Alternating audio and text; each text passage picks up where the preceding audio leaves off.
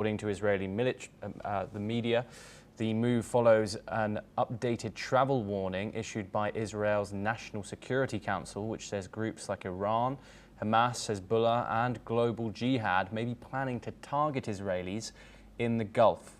The NSC specifically warned Israelis to be cautious during upcoming Jewish holidays, including Shabbat. The UAE, which normalized ties in Israel in 2020 under the Abraham Accords, has seen a growing Israeli and Jewish presence in recent years. The evacuation comes amid regional tensions following Israel's recent strikes against Iranian targets as global pressure mounts over the situation in Gaza. The Israeli Foreign Ministry has not commented on the reports, and the UAE government has yet to issue a statement. We're once again joined by Adit Kathari. Adit, obviously since 2020, the Abraham Accords, the relationship between Israel and the Gulf countries has been somewhat normalized. Do you think Israel is right here in assessing the danger and evacuating most of its staff from the United Arab Emirates?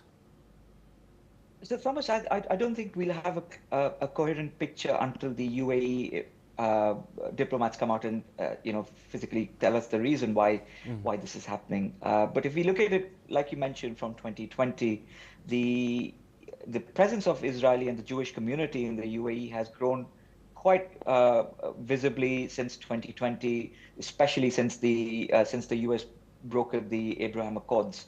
But we also need to take into cognizance that in March, just a few months ago, the United Arab Emirates basically sentenced 3 people to death for the murder of an Israeli rabbi who was killed in November in the Gulf country. So, these crimes are extremely rare in the UAE, but the anti-Semitic attacks on the Israeli and Jewish population in various parts of the globe, including the UAE, has sort of increased since the October 2020 attacks.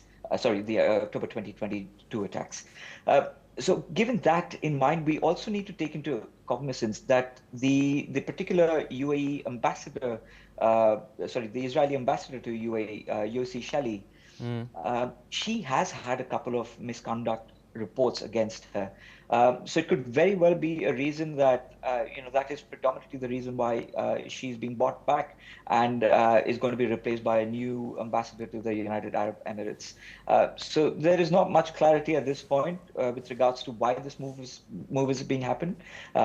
Israel obviously calls it more of a security risk ever since they've attacked the Iranian regime, which is why they feel that the Iranians might take some sort of cognitive measures to attack the ambassadors and their diplomatic missions in the emirate. But we've not seen any sort of credible threat emerge as such. Thomas. Adit, could you give us a little bit more background on the state of relations of Israel and these Gulf countries? Obviously, we're seeing Qatar broker the Gaza ceasefire talks in the capital of Doha. But could you give us a bit more background? Obviously, Gulf states are Muslim majority countries. What more can you tell us about the relationship between Israel, which is obviously a Jewish state, and the Muslim Gulf? So, if you're strictly speaking diplomatically, and this is not including the people-to-people ties, then the relationships between Israel and the other Middle Eastern countries, which are largely Muslim and Islamic nations, is fairly buoyant, and it's developing to some sort of a cordial relationship, including that with Egypt, Jordan, etc. I mean, we've seen how the Saudi prince has come out to say openly and candidly that he is only bothered about the progress and the welfare of his own people, and he is not bothered about what happens in Palestine, and he doesn't want to sort of import the politics of Palestine into the streets of Jeddah, and he's being very categorical about. And this is the kind of policies that we've seen across the various Middle Eastern countries, including the UAE, where they are discouraging Palestinian supporters to come out openly and advocate and have rallies on the streets of their country.